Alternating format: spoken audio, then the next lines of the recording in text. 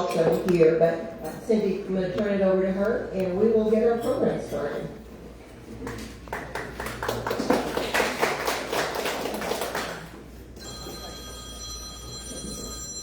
Yeah, our program today is on the proposed Arlington School Board bonds. We have two speakers, as Susan had said. Larry Mike is going to be talking about the pros on the issue, and Amy Teal will be discussing the cons.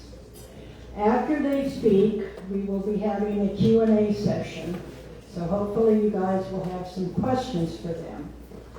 Initially, Larry Mike was born in Fort Knox, Kentucky, not Fort Worth. He's a former special agent with the Air Force Office of Special Investigations and served in the United States Air Force from '96 until 2006.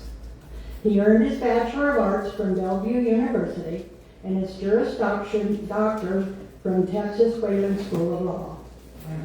He practices family law and is a co-owner of Premier Drug and DNA Testing Services, LLC, where he provides reliable, court-admissible testing solutions for families, workplaces, and legal professionals. He was elected in May of 2024 as the newest trustee on the board, place 3. He has focused on enhancing academic performance and is committed to ensuring that every child has the opportunity to thrive and succeed in their educational journey. Amy Teal has been a conservative activist in Texas since 2006. She currently resides in Whitney, Texas, and serves on the City Council. She has testified in numerous state legislative committee meetings against tax hikes and defeated over $1 billion worth of bonds. She was a delegate to Republican Party state conventions, and she served as a temporary state rules committee in 2020 and was also a national alternative delegate 3 times. She plans on continuing reining in spending and reducing taxes and fighting for the increased voter engagement. Please welcome our speakers.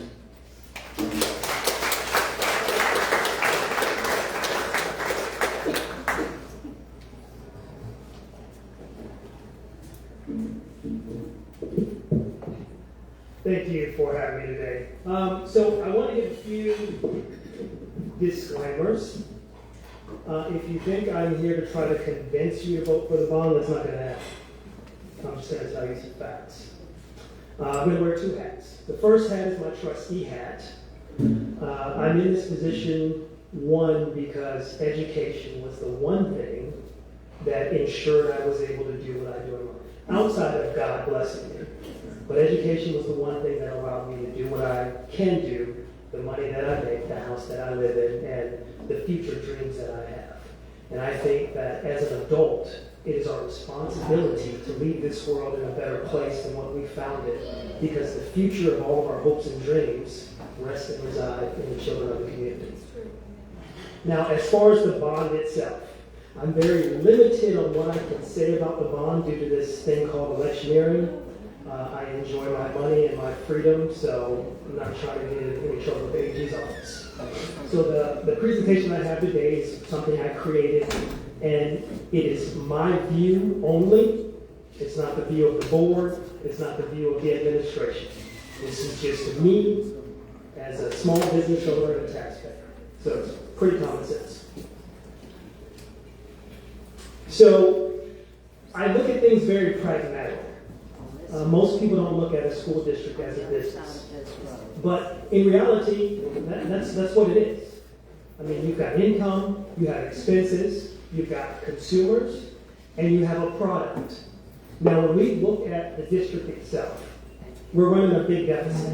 And as a business owner, I know that if you're running in the red year after year, you're losing money. It just is what it is.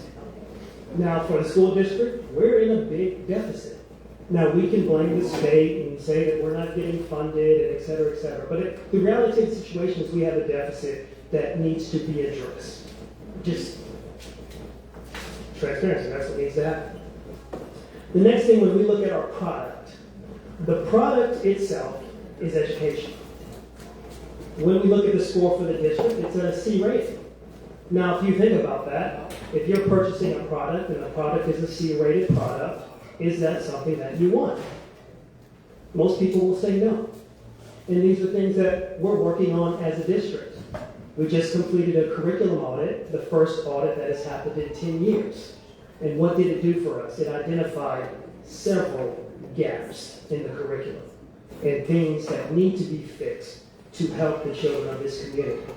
We have deficits everywhere that need to be fixed. And in order for us to become a premier district, you have to fix that curriculum first. Now, what does a good curriculum do for us? What do good scores do for us? Well, if we have any realtors in the house, you know when you're selling a house and you have a new family and they come in and they see a school district that is an A or B rated district, that house is probably going to sell quicker and at a higher premium than a house that is in a low rated district.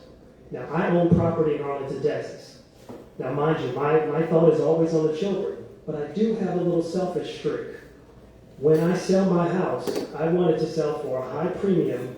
I want people to bid on that house so that I can go and move into something else that I want.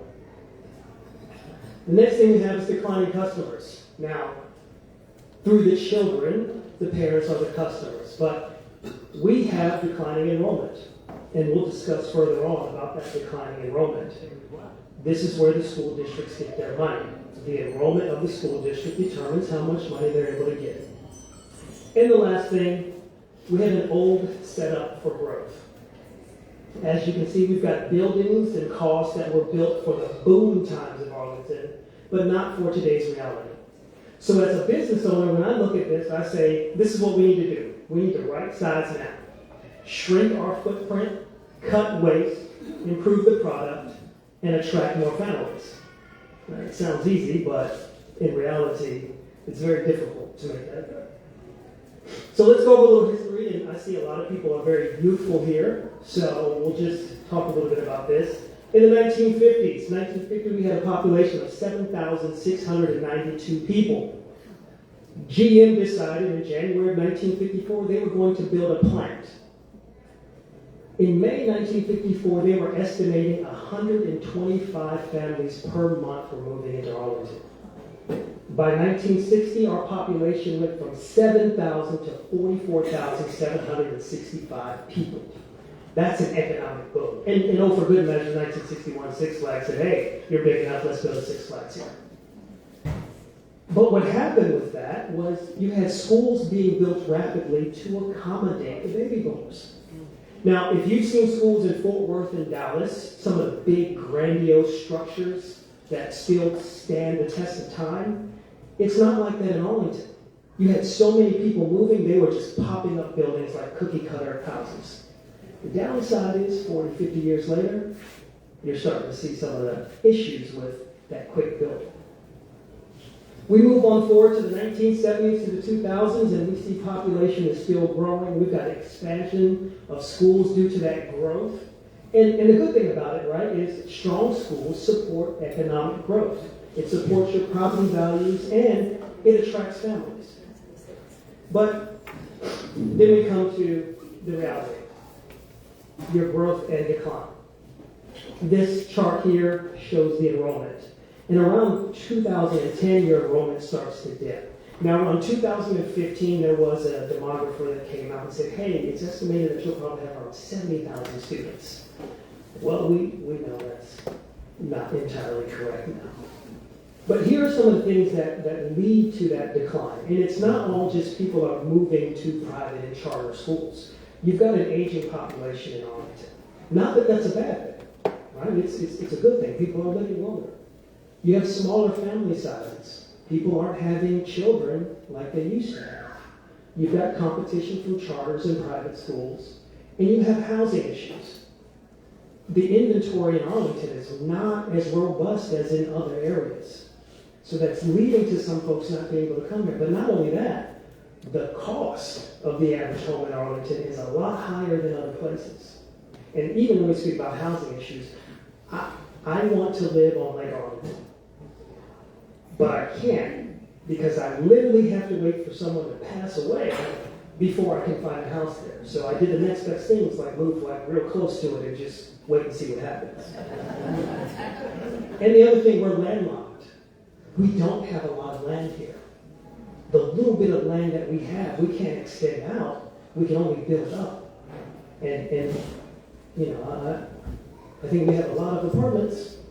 I'll just leave it at that. So with this decline in enrollment, we have a lot of underutilized facilities.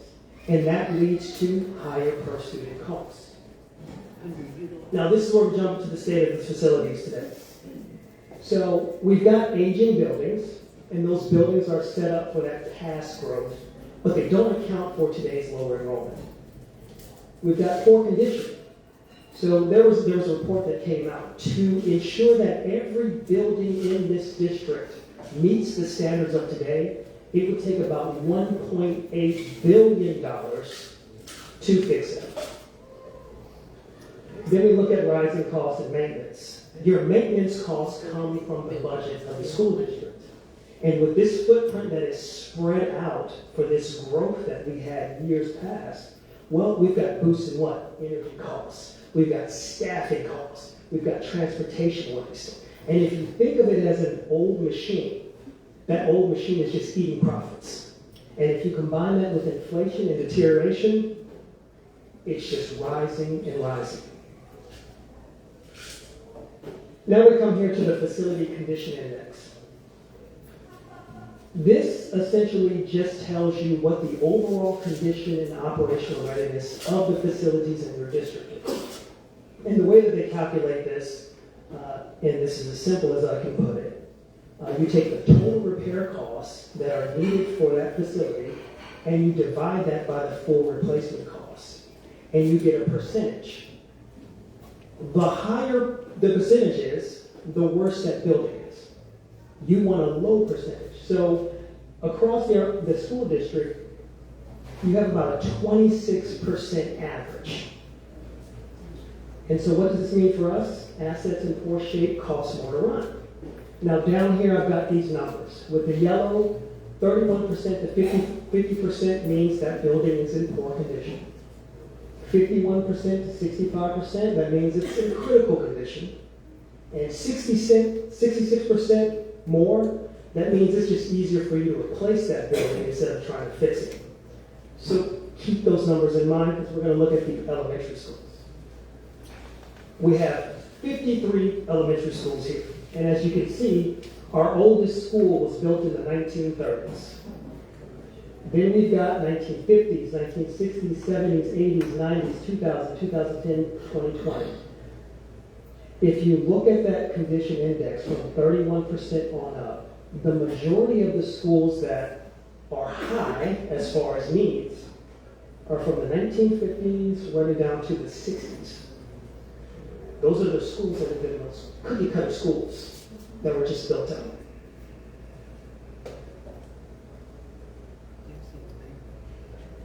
Moving on to the junior highs and the high schools. Junior high go from the 60s to the 2020, and high school from the 50s to the 2000s, and you can see the ones that we have there. Now, we'll flip back here, and you see a lot of the ones that are lower in the range. A lot of those schools have been updated and maintained and fixed to enhance some of the quality. So, I talked about that big $1.8 billion spend. Well, here are the numbers laid out. From your most critical to prevention, where it's, hey, these are all right, we just want to do some preventive maintenance. But look at those numbers. Those are huge numbers. And when we look at a district that has already a deficit, we've got all these things running against us, look at that number.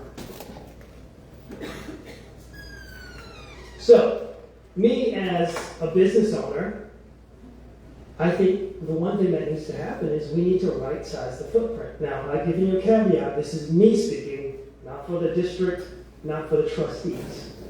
But just looking at it from a business perspective, you have to right-size that. You can't afford to keep spending all that money. So what can you do?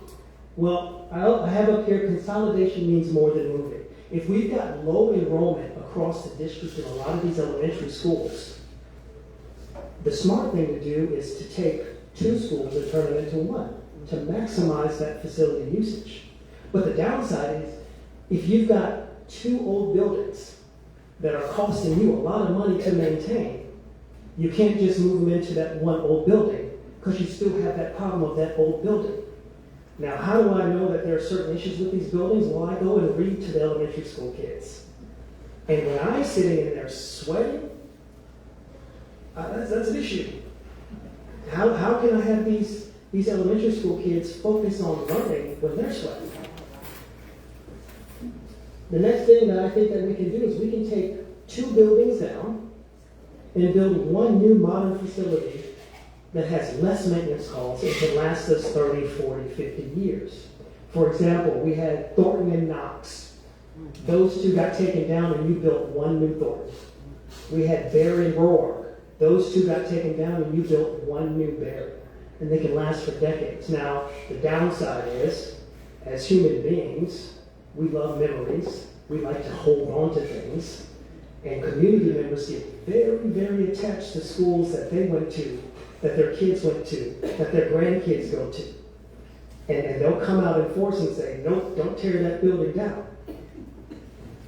But what do? And I think that if we can right-size that footprint, we have long-term wins for the community. You've got lower maintenance costs, you've got lower energy costs, your staffing costs go down, you have up-to-date classrooms with technology, HVAC, a better learning environment, and guess what else it does? It helps stabilize taxes in the long run by cutting that waste. And I'll tell you, I'm almost done with my slides, so I'm pretty efficient. So when we talk about what does it do for the taxpayer, well, we get savings from efficiency. I think as a trustee, and I'll tell you, even though the taxpayer votes for me, ultimately I serve the people who can't vote for me. That's the children. But I understand that I have to keep the taxpayer in mind. And I believe that if we can manage our monies and bring our footprint down, we cut waste. For instance, a lower long-term operating cost, it frees up money in the district. You don't have to maintain all these old buildings. You can focus it elsewhere. You can focus it on the education needs of the children. And of course, it helps stabilize that pressure on reducing the taxes for the citizens of the community. The next thing you have is better resources and quality. Modern facilities attract more families. Every one of our brand new schools are packed with kids. So much so that they're running out of space. They're cutting STEM programs because they don't have enough classrooms because so many parents are sending their kids to these newer facilities. And I get it. As a parent, you want your kids to have the best of the best.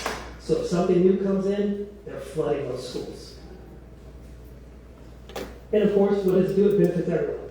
Parents, non-parents, businesses, quality of life. The next thing here, this may be a little controversial, but this is just me.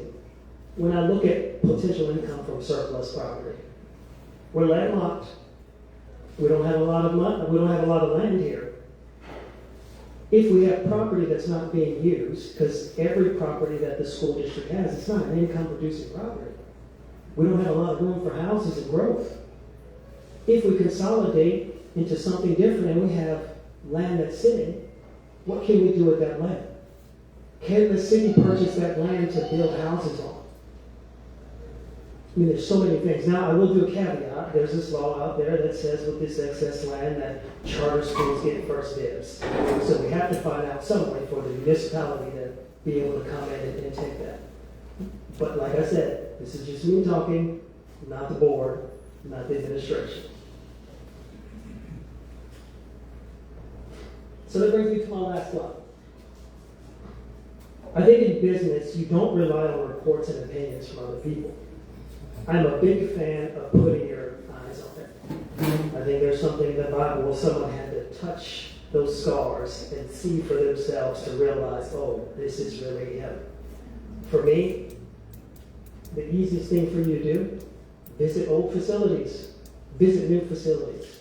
You determine for yourself if you think something needs to be fixed. Talk to students directly. Now, I'll tell you, elementary kids will probably not talk to you unless you're wearing a Spider-Man costume. I know that. But high school students will. And the third thing is make up your own mind. Now, I put this out to anyone.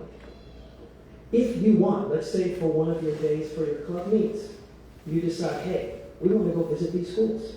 We can make it happen. I've already talked to the superintendent. We can make that happen. You go and see. You lay eyes on it. I think that's one of the most powerful things you can do, not only as a voter, but as a citizen of this community. See what needs to be fixed. Some of you may have attended these schools. You may walk in and say, oh, it looks the same as it did when I went. It happens.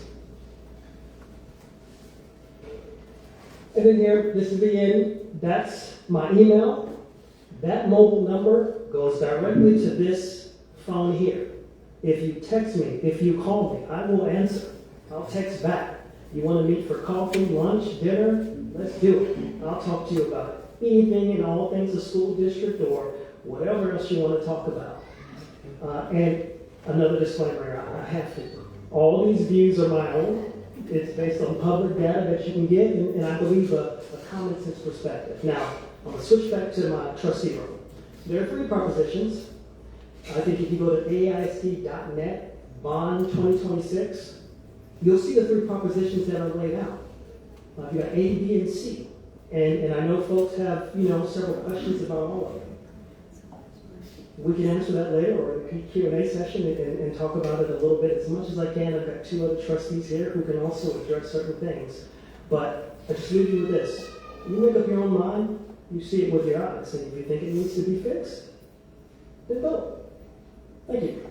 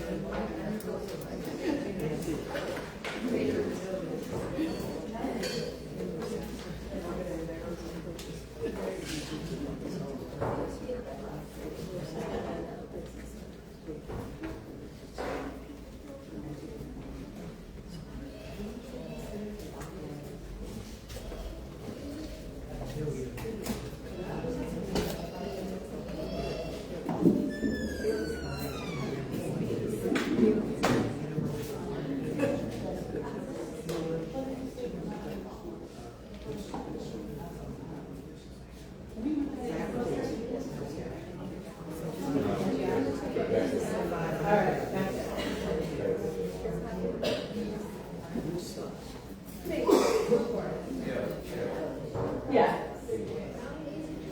I don't have a clicker. So I'm going to be walking y'all through several links. I'm a big fan of, you can give a man a fish and feed him for a day, or you can teach them to fish and feed them for a lifetime. So we're going to do a lot of teaching to fish today. You heard a lot about what they want to do with the bond money. But this vote is not about actually building anything. It's about getting the money to build those things and implement those ideas. So that's what we're going to look at today. And he did point out the Arlington ISD bond page.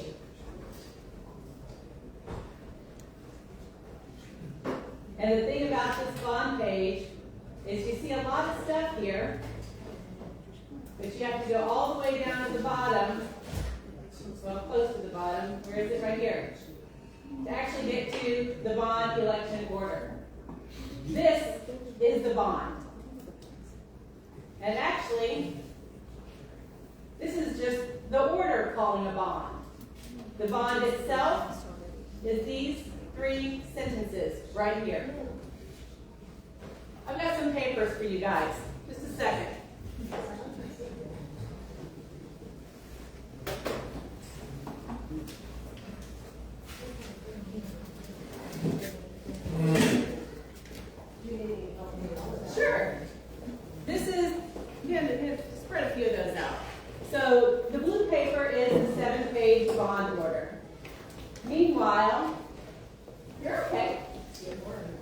I went ahead and boiled down the bond order for you.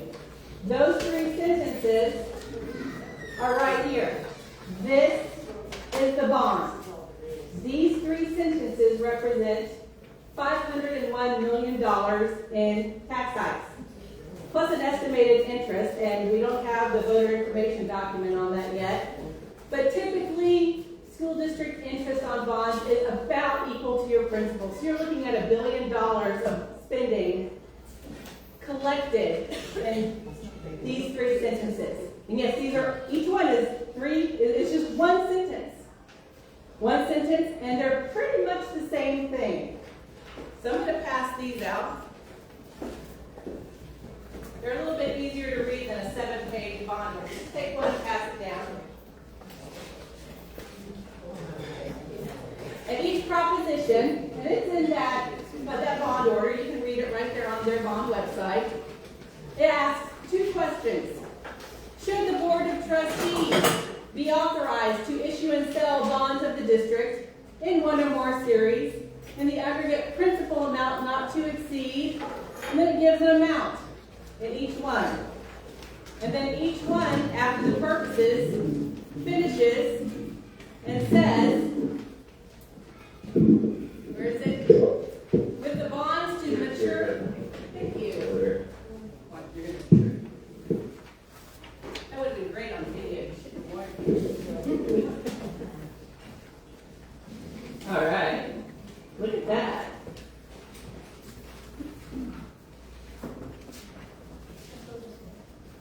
Where is it?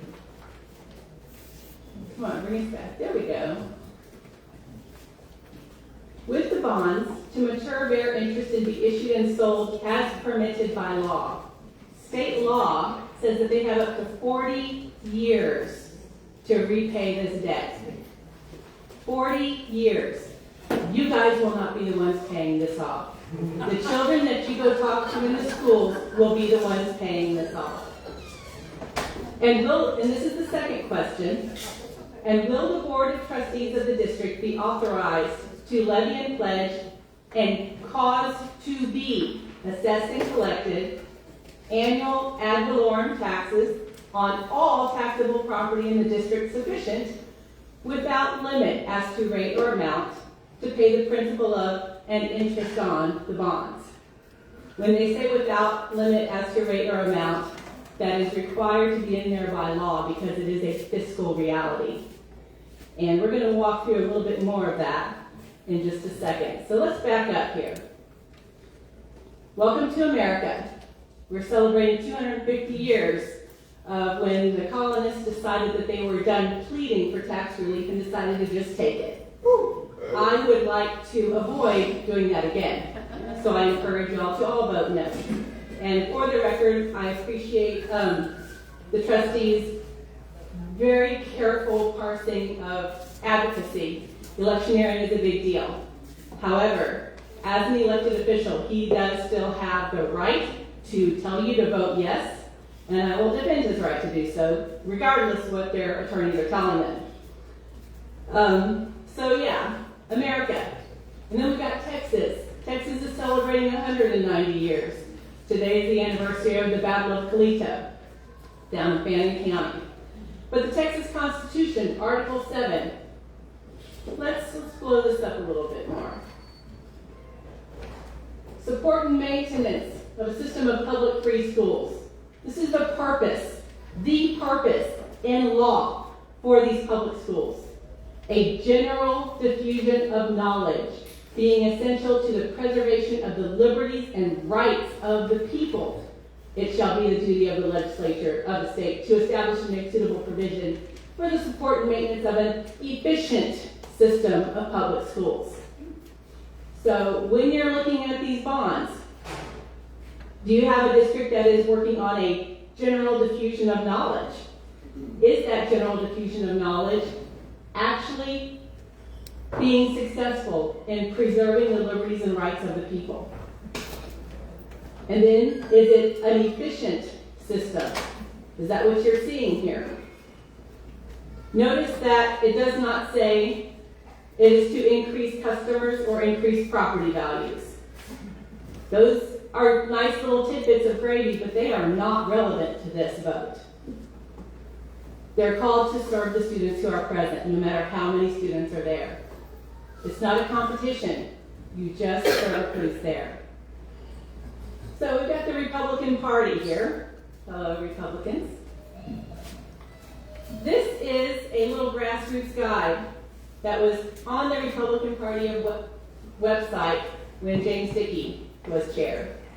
I did help put this together. It was there through 3 administrations until they finally did a revamp of the website, and it's not there anymore. But we went ahead and updated it because the platform changes every couple of years, right? So now we've got this one, which is not on the website yet. I would like to get it there. But from the Republican Party of Texas 2024 platform. We support the historic concept established by our nation's founders of limited civil government jurisdiction under the natural laws of God, and we oppose the concept that the state is sovereign over the affairs of men, the family, or the church. We believe that government properly exists by the consent of the governed and must be restrained from intruding into the freedoms of its citizens, to include due process. The function of government is not to grant rights, but to protect the unalienable, God-given rights of life, liberty, property, and the pursuit of happiness of all, including the unborn. How many unborn children are going to be paying off this bond in 40 years? Children who have not even been born yet are going to be paying this off. This goes through several different platform parts, including elimination of property tax. How many of y'all voted for the elimination of property tax proposition that was on the ballot? How many times has that been on the ballot over the last several years? The more bonds we have being financed with property taxes, the harder it will be to reach that goal. Okay? So when you're looking at this page, on the back, so we saw the front, that's these 3 sentences. That's not what you're going to see on your ballot. Those 3 sentences are going to be represented by 3 very short ballot language verbiage. And they all say this is a property tax increase. And AISD has said that they expect it to be a 1-cent increase. So this is the other great part. This morning I received a Public Information Act request that finally sent me their notice of public meeting to discuss budget and proposed tax rate this time around. This is your primary source document that they have to notice the public on. And one of the things they talk about over here is maintenance and operations rate, interest and sinking fund. This bond is going to be paid via the interest and sinking rate. And if you look over there, last year's rate was 0.29 cents. And the rate to maintain the same level of maintenance, after getting all the certified appraisal rolls and values went up, they could have lowered that to 22 cents to pay off their existing obligations. Instead, they decided to adopt an effective tax rate increase because tax rates don't exist on a kindergarten number line from year to year. They are recalculated and adopted anew. And we could spend an entire 3 hours talking about tax rates. But at the end of the day, they've already jacked up the INS rate. So let's go back here. The bond order. So we talked about that. We talked about these 3 sentences that authorize the tax without limit, estimate, rate, or amount. And the ballot language. The bottom part, section 6, is from that bond order. The aggregate amount of the outstanding principal of the district's debt is already at $1.2 billion. $1,209,795,000. And then you have the interest on that, which is another $528,000. So let's go ahead and look at that a little bit closer. Props A, B, and C, $501 million. Estimated interest, $500 million. When they release their voter information document, we'll be able to update that with an accurate-ish amount. But you're looking at $1 billion bond to pay this off. A lot of great ideas, very hefty price tag. The current debt is $1.7 billion, and if this passes, if all three of these pass, AISD is looking at $2.7 billion. And based on the number of children, 53,000, we're looking at, where was that? 51. $51,000 per student.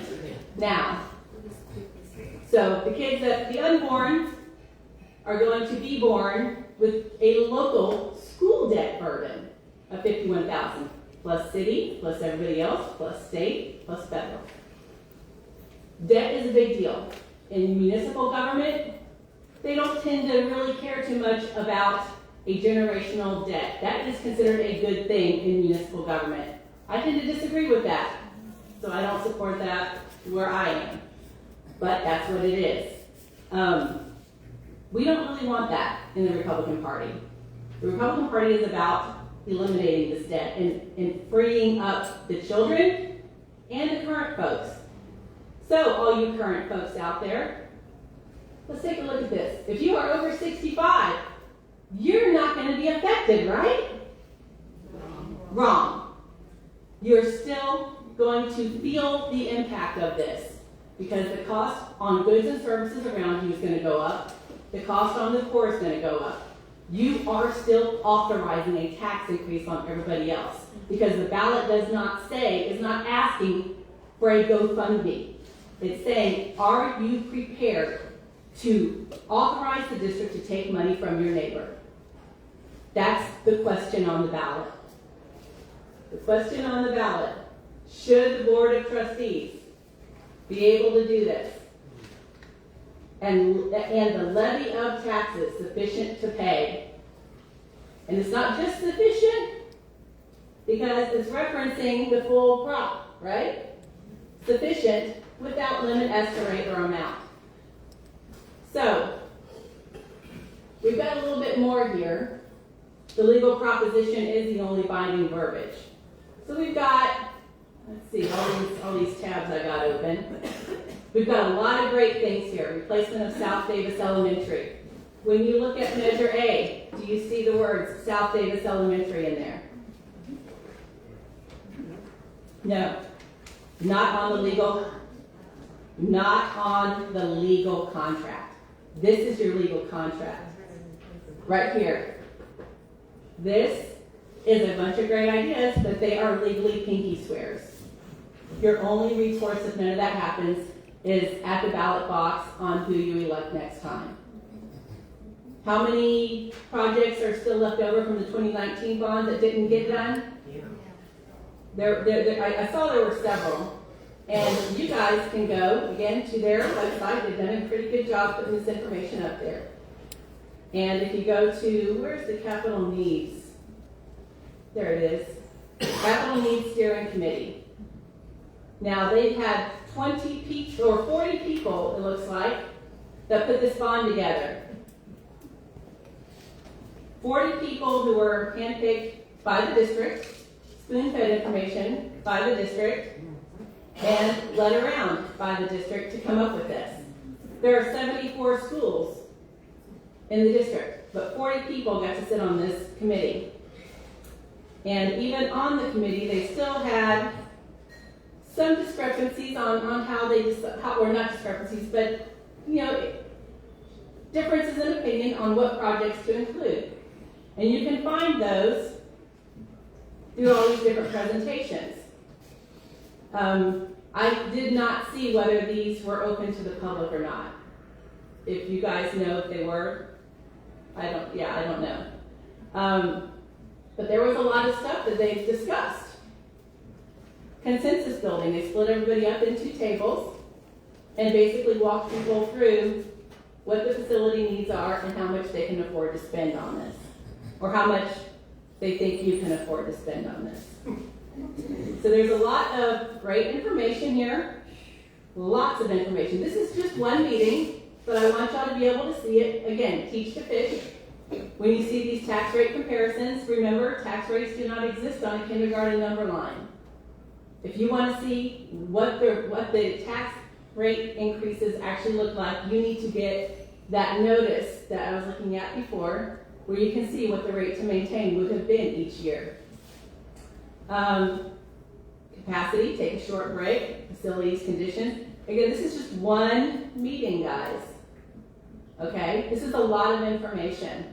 And I don't know if you guys ever watched Erin Brockovich, where she asked for information. What did they do?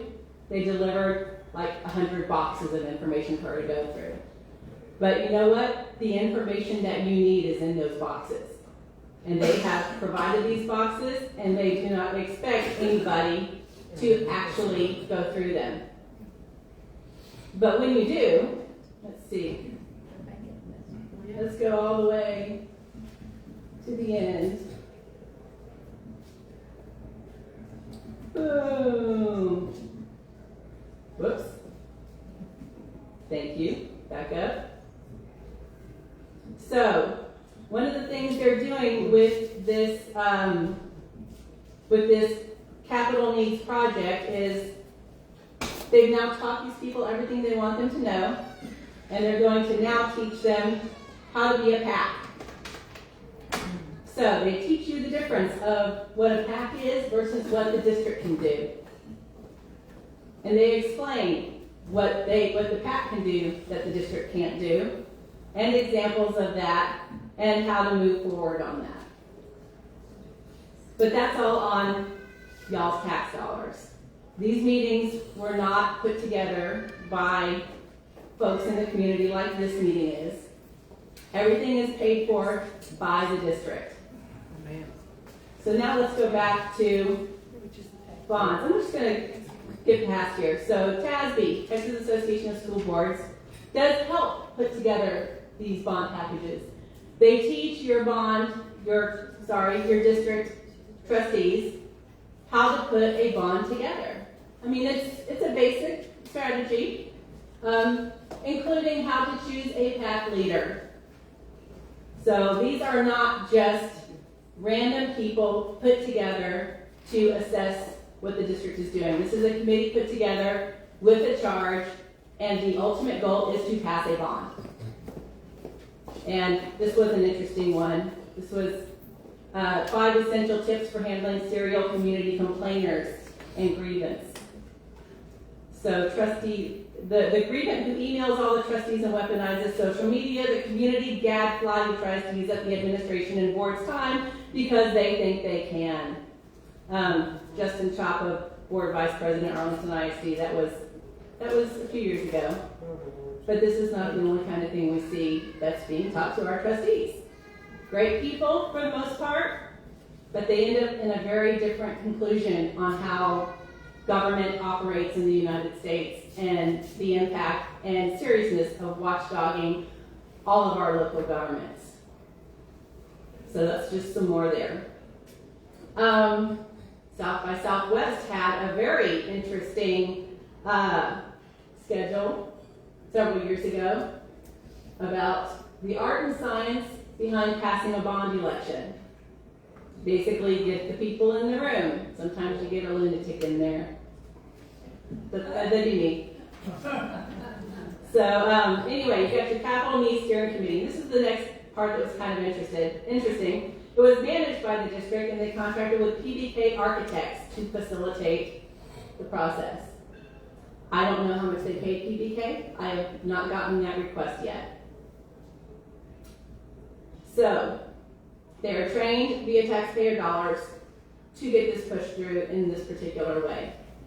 And this is that's the texasschools.gov. This is a really great link. You can go through and see not just all the different schools. You know, he mentioned that they got a C. You can dig into the data there. Arlington ISD has a 75% economically disadvantaged rate in their population. These tax hikes hurt kids most, right in their home. Right in their home. And when we talk about how this impacts businesses, a lot of these economically disadvantaged are not property owners, they're renters. And that 1 cent tax hike and $18 a month that they're going to tell you about only applies to homesteads. When you get into businesses that do not have caps on your appraisal, they do not have homestead exemptions, and their property insurance is much higher, then the tax impact on a comparable rental facility, on a family that's renting versus someone who owns their own property, is significant. Taxes are already too high, especially on a lot of folks who are poor. So when we look at this, one of the things they'll tell you is that, well, there's a 50-cent tax rate cap on the INS rate.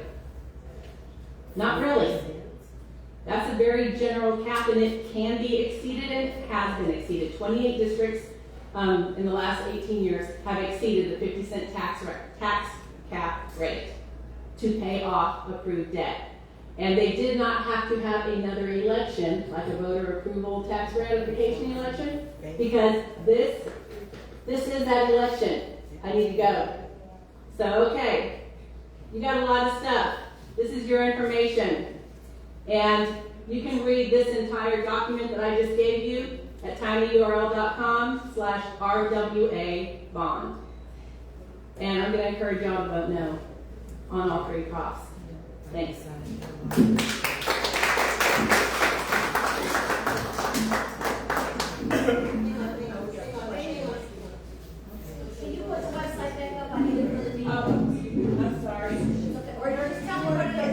tinyurl.com/RWA bond. Thank you. Larry, you want to come up and Q&A? Yeah, thank you, everybody. We're running close to our time, but we want to allow a few minutes for questions from the audience. So, Trustee Mike, thank you very much. And I want to thank you both for your presentations, both very interesting. Very good.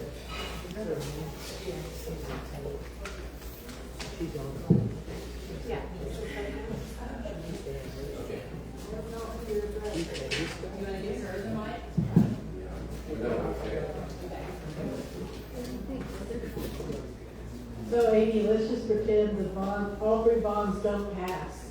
Can the school board still pass them? Can the trustees pass them?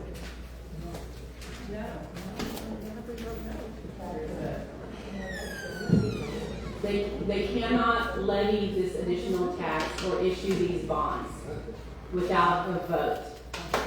Now, they can take they can accept a significant donation and put it in a Series 600 account. So if anybody wants to pony up for the stuff they want to do, that's an option for that. Amy, Bill Settler, would you support any kind of bond package, or and then if not, how do they pay for the things that need to be done? But I would not. I want to eliminate property taxes. Right. And if you want to eliminate property taxes, you literally can't support additional property tax levies. But you did ask the second part of that. And how you pay for stuff is the same way that you've got churches and every other nonprofit. How do they raise money for that? A school district is not allowed to overtax you to save money to raise stuff, to pay off, to build a building. But they can accept donations, just like any other entity can. I had a question for Mr. Knight. Does the district now have unused land, unused facilities that could be sold? And would that revenue help pay down our existing debt? We do have a considerable amount of property in Arlington that some are being held right now for possibly future needs. There have been talks and conversations of what's that? Yeah.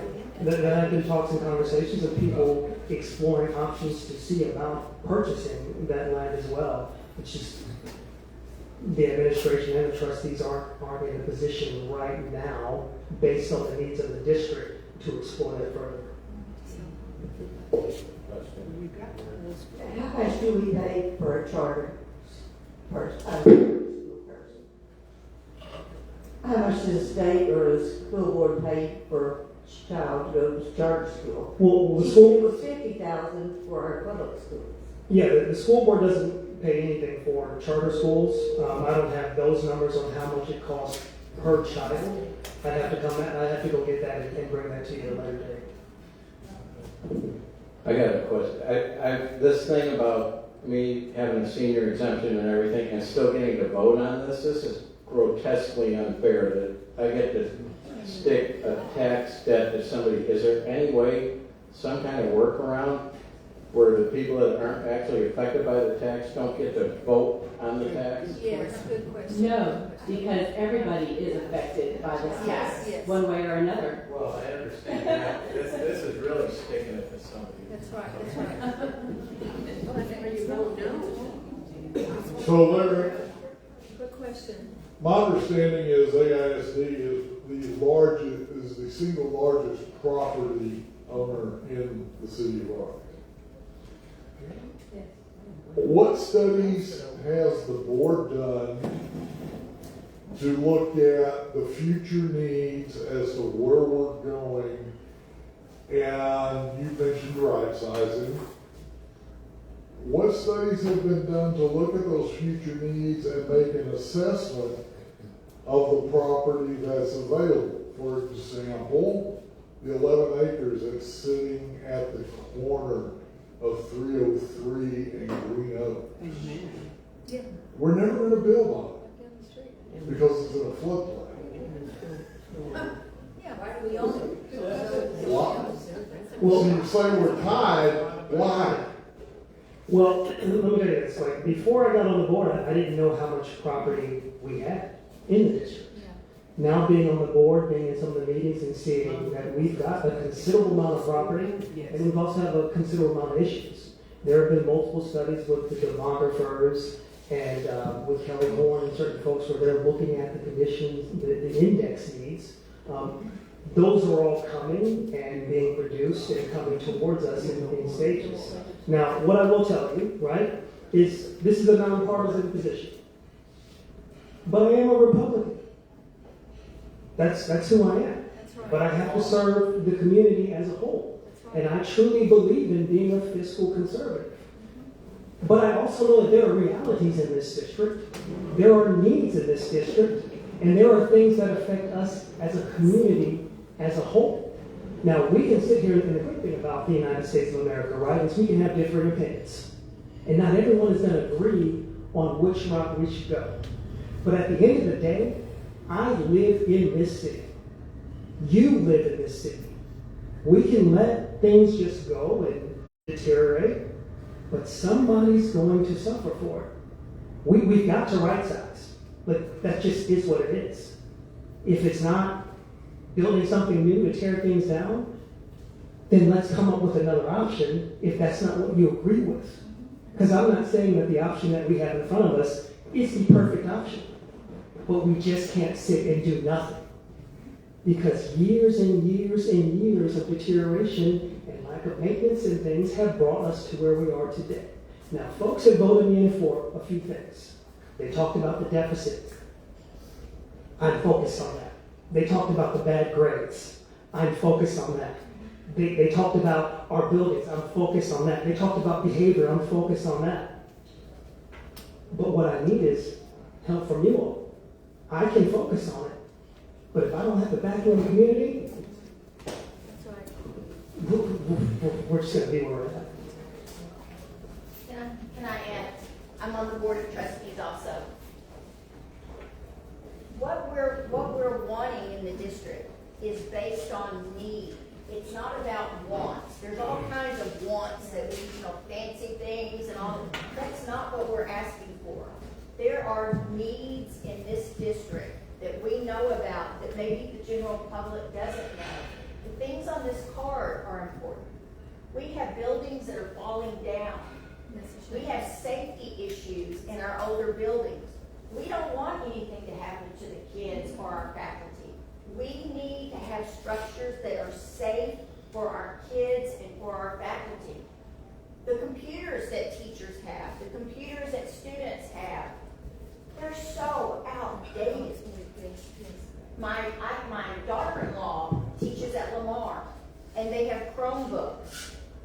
They get through one period using those Chromebooks and they die. That's right. So the rest of the kids during the day are waiting for the old Chromebooks to get charged up. We can't fall back on technology. Our students need technology to move forward. Things like that are the things that are in this bond. We need new technology. We need buildings that are not falling apart. These are needs, they're not wants. We're not asking for big football stadiums or anything like that. We're asking for technology. We're asking for safe buildings. We're asking to have the best technology as far as safety.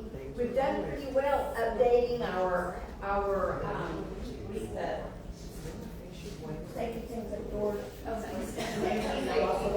Metal detectors. We want the best. We want them calibrated so that they can pick up on any kind of weapon that's coming into the school. That costs money. We're not asking for wants. We're asking for needs. And we know we're asking a lot.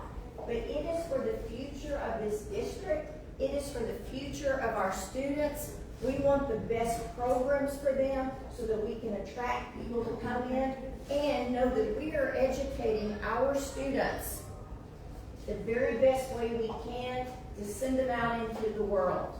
So please remember that. We're asking for needs, not wants.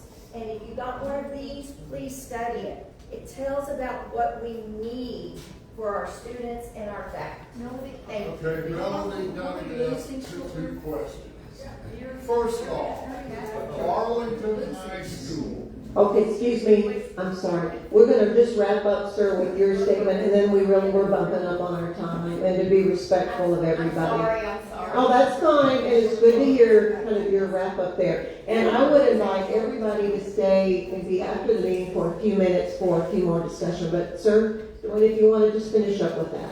I agree with you, Melanie, on these.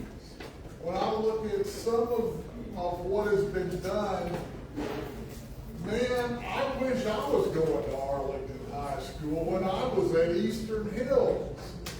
You know, y'all have created a, let's just say, I think it's a great facility. I'm looking forward to having a trip to the site. Okay? How much of it was over budget? How much of it was actually based on needs versus Excuse me, you have to have a little bit longer time. You're running and you're just having Oh. the meeting should be over. Well, those questions, I think rhetorical maybe for now, but maybe a discussion after the meeting. So thank you, Mr. Whitney. So before we wrap up, I'll ask Jan Tyler to come up and join me. Always ask her to help me with this. But before we do, one thing I would like to just point out before you leave. Important dates to remember. So we talked earlier about the March 25th candidate forum. That is next week. May 6th. And then April 1st, also will be Freedom Fighters. So Jan Brand holds that the first Wednesday of each month. Those are great sessions for information. New on the agenda, and I did not mention it earlier, we are going to have a new member welcome new members from the previous year. I'm going to hold that at my home. That will be May 23rd. And look for more information. I'll have my address out there. It'll be 11 to 1 with a light lunch. And if you would RSVP by, say, Friday, May the 8th, so kind of help us for planning. But I would welcome any other members who would like to come and kind of get to know some of our new members. And I want to talk about the history of our club and how you can get involved. So look out for those dates. And with that, we're going to close with God Bless America. That's become our traditional closing. We ready? Everybody stand up. Okay.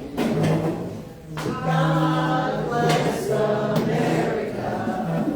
Land that I love.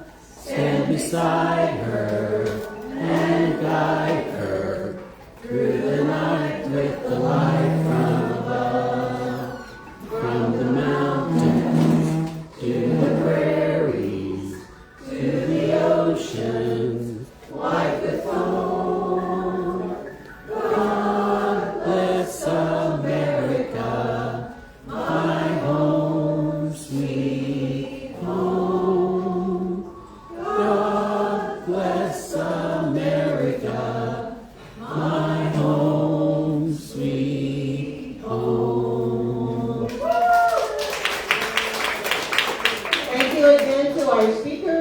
And thank you for everybody who came today. Appreciate it.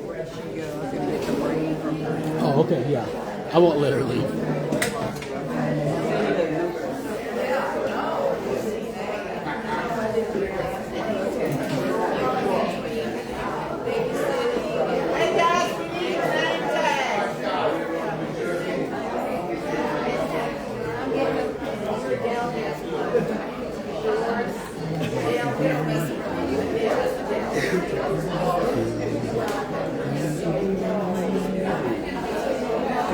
How'd you do? Great. Great. Did you get lots of oohs and ahs and disgusting faces? Most people probably don't understand it. That's the sad thing. It's just scratching the surface. I mean, You do this, you're going to pay more money. But they said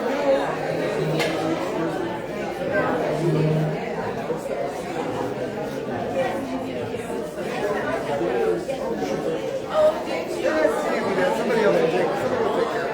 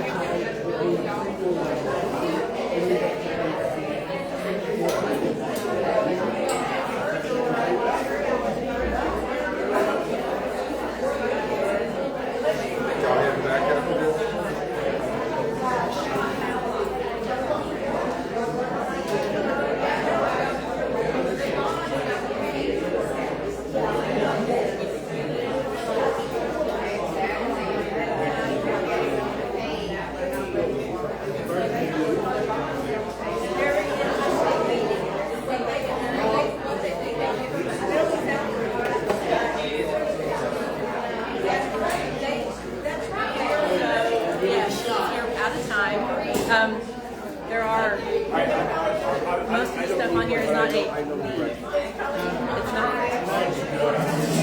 it's especially not a need that needs to be paid for with taxpayer dollars. So the only way to come up with another idea is to vote this down and take it back to the drawing board with a real community board to look at a bond that is more specific in what you're asking for and is literally, you want to know, it's not a need. Sports, not a need. Okay. Yeah.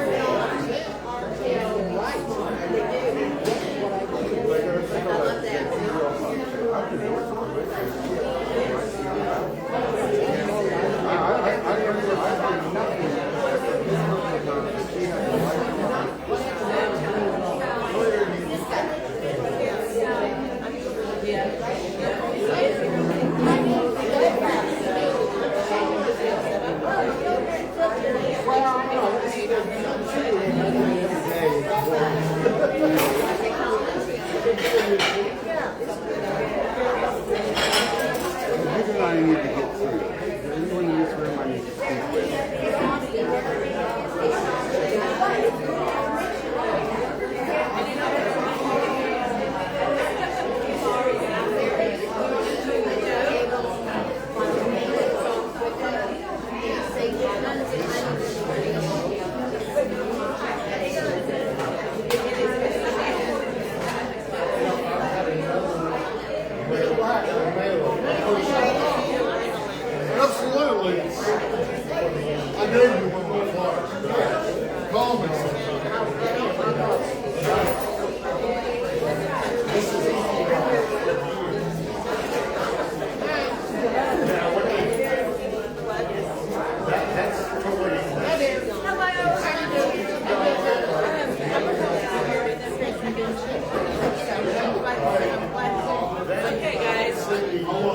So this is another thing.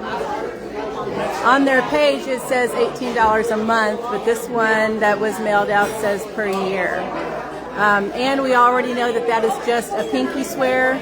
The legally binding verbiage is without limit as to rate or amount. So this is a tax increase. Even if you are 65, you are authorizing a tax increase. Period.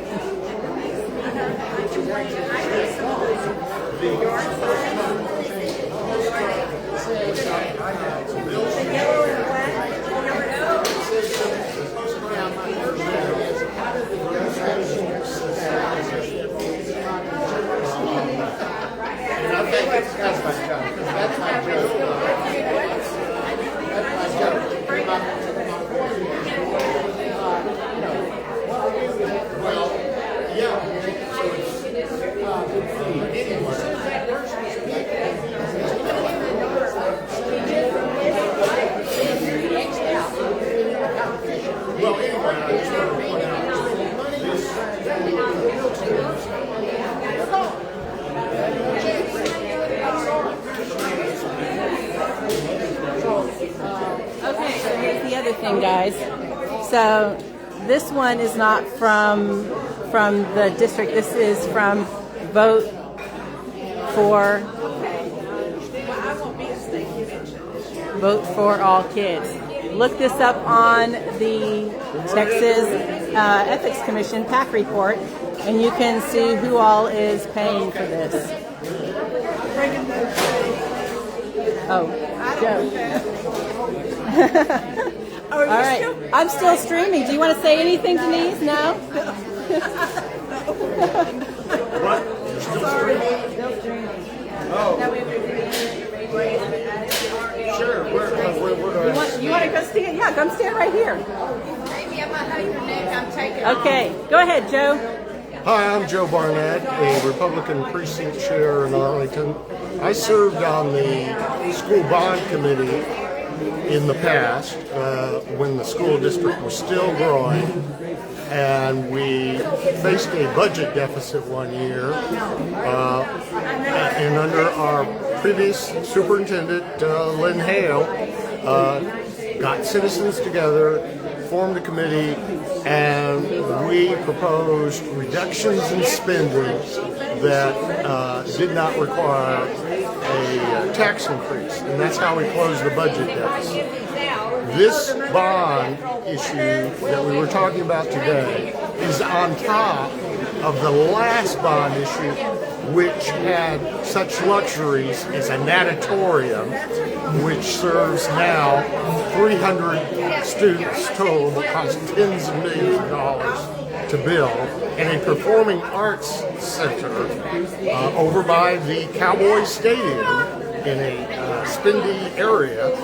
Wait a minute, Joe. Are you saying that they had buildings that have been up since the 30s, but they didn't include those in the last bond? Well, that's a good point. No, they had a performing arts center and a natatorium instead of using the facilities at UTA, which University of Texas at Arlington, which they've done forever.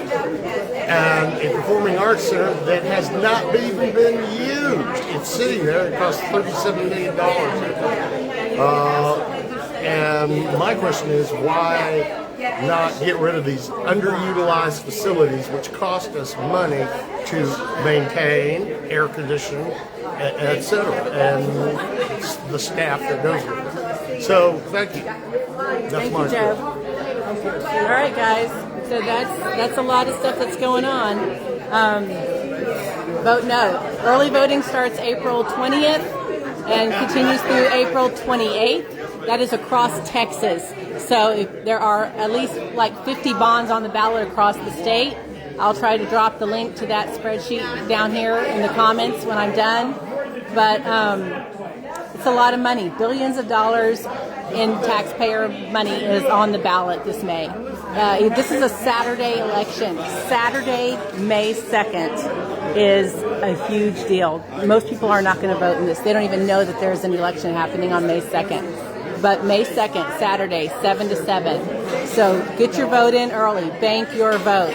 April 20th to 28th. April 21st, there is no voting. It is San Jacinto Day. So, all right, I'm going to turn this off. Thanks, guys. Bye. Unless you want to say something, Brooks. Okay. All right. Bye.